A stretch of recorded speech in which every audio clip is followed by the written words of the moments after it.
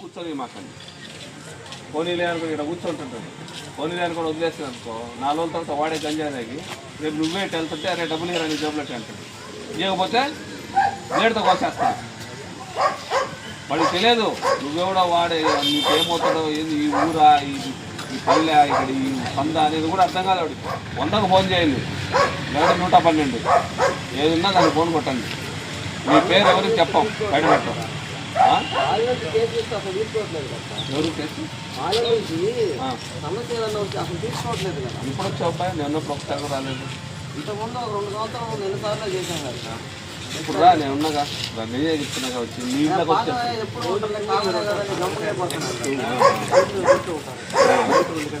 అదే చెప్తున్నా ఫోన్ కొట్టండి అబ్బాయి ఉన్నప్పుడు. నేను అదేగా చెప్తుంది. మేము మీ ఇళ్ళ దగ్గర కానిస్టేబుల్ రావట్లేదు ట్రిప్కి. దేనికి కొట్టావు? 2కు కొడితే ఏమబ్బాయి ఇది ఎప్పుడన్నా ఉందా? 112 కొట్టు కలిసిందా కలవలేదా? కలుస్తుంది హైదరాబాద్ కలుస్తుంది. అలా ఏం చెప్తున్నారు? అప్పుడు మేము అడ్రస్ చెప్తే పలానా ఏరియా పలానా అడ్రస్ అంటే అక్కడ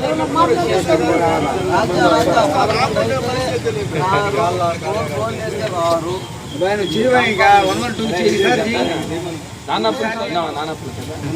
వినలేదా? తండ్రి కొడుకు మేకలు తప్పుకోవడానికి వెళ్ళారంట.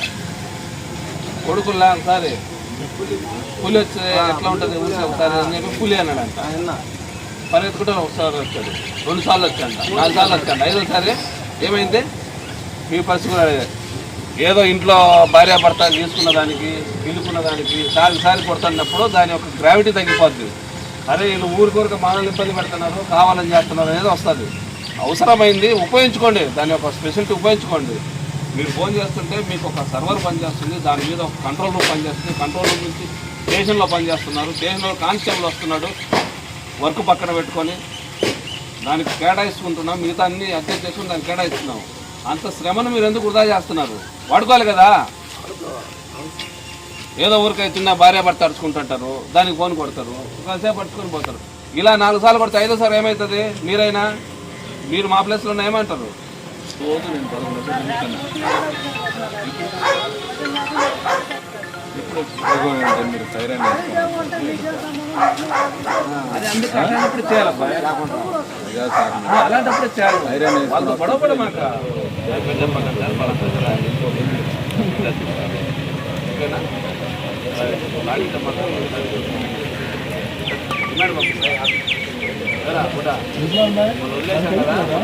పిల్లలు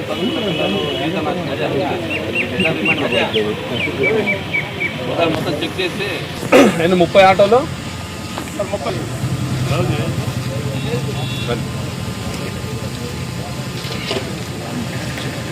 నమస్తే అండి. ఈరోజు కావలి పట్టణంలో నెట్పీ హై స్కూల్కు ఆపోజిట్గా ఉన్న అరుణతేవి వార్డులో ఎస్పీ గారి ఆదేశాల మేరకు మేము 2 టౌన్ సిబ్బంది 1 టౌన్ సిబ్బంది 2 టౌన్ సిబ్బంది కలిసి ఒక ఏరియాను కార్డినెన్స్ సెర్చ్ చేయడం జరిగింది.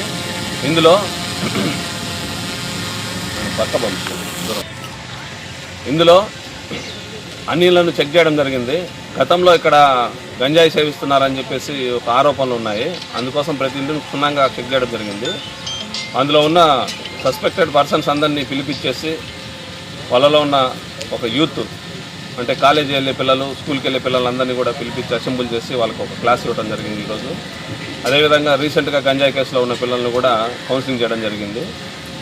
అట్లాగే ఈ కార్డన్ సర్జీలో ఒక 30 బైకులు ఒక 4 ఆటోలు పత్రాలు లేకుండా ఉండడం వల్ల తీసుకొచ్చి అసెంబుల్ చేయడం జరిగింది. ఒకవేళ వాటి పత్రాలు ఏదన్నా చూపిస్తే కరెక్ట్గా ఉంటే తీసి పంపించడం జరుగుతుంది. సో ఈ కార్డన్ సర్చ్ ఎస్పీ గారి ఆదేశాల మేరకు కంటిన్యూ అవుతుంది. దీనికి పబ్లిక్ అంతా కోఆపరేట్ చేయవలసిన కోరుతుంది.